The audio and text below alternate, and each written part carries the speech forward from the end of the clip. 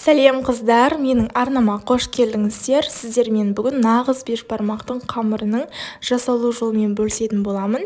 Бізге алдымен тараз керек, таразға барлығын өлшеп шығатын боламыз. Алдымен ұн саламыз. Ұнды өлшеп салатын боламыз.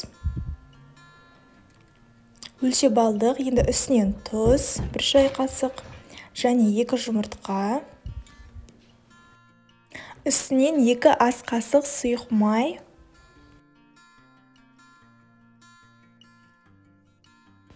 Енді таразымен суымызды өлшеп алатын боламыз. Суды өлшеп, оның үстінен құйып, қамыр илейміз.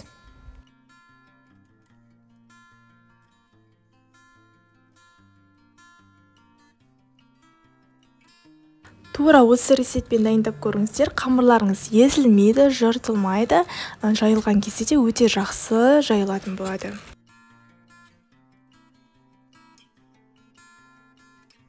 Қамырды ыдыстан бөлек алып, дастарханға қойып илейміз. 10 минуттай илейтін боламыз.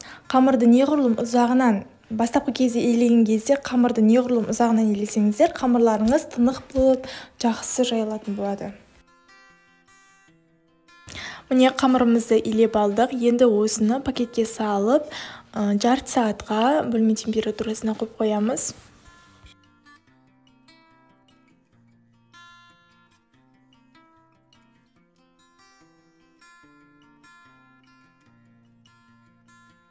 Қамыр жарты сағат тынды. Енді қайтадан қамырды қайтарып илейтін боламыз.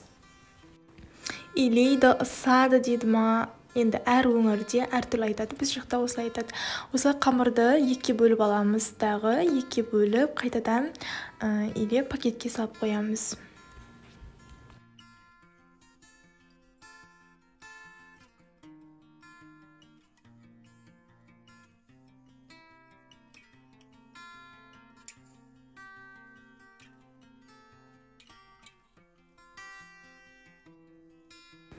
Міне қараңыздар, қамыр қандай керемет болды.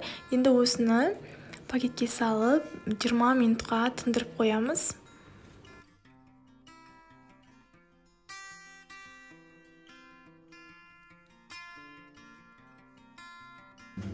Міне қамырымыз дайын, енді жаятын боламыз. Мінеке қараңыздар, қандай күшті болған, е жұмсақ емес, е қатты емес болып шықты. Жайылғанға да өте жақсы. Мен тек 1 зуаласын жаятын боламын. Біз өзімізге жетеді сол 1 зуала қамыр.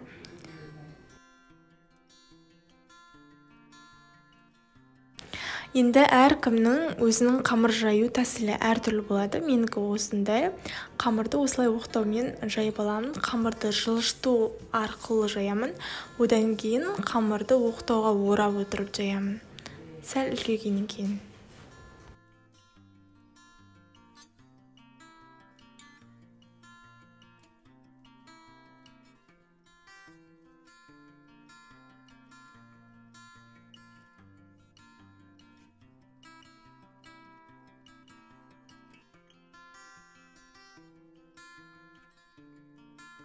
Бұл қамыр жайған сайын жая бергің келеді ғой, өте оңай жайылады.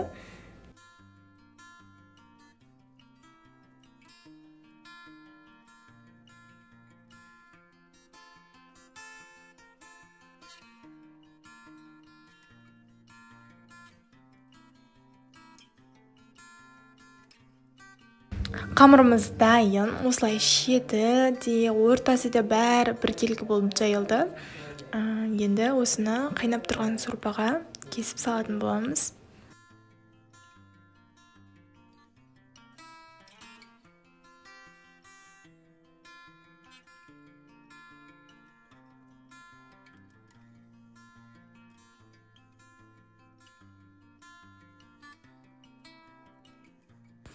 Мінеке кесіп алдық, барлығын қараңыздар, міне барлығы бірдей шұқалықта жайылды. Енді қайнап тұрған сорпаға қамырымызды салып пісіріп алатын боламыз.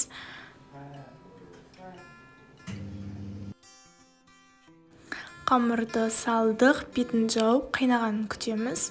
Қайнағаннан кейін бетін ашып, осылай қайнатамыз.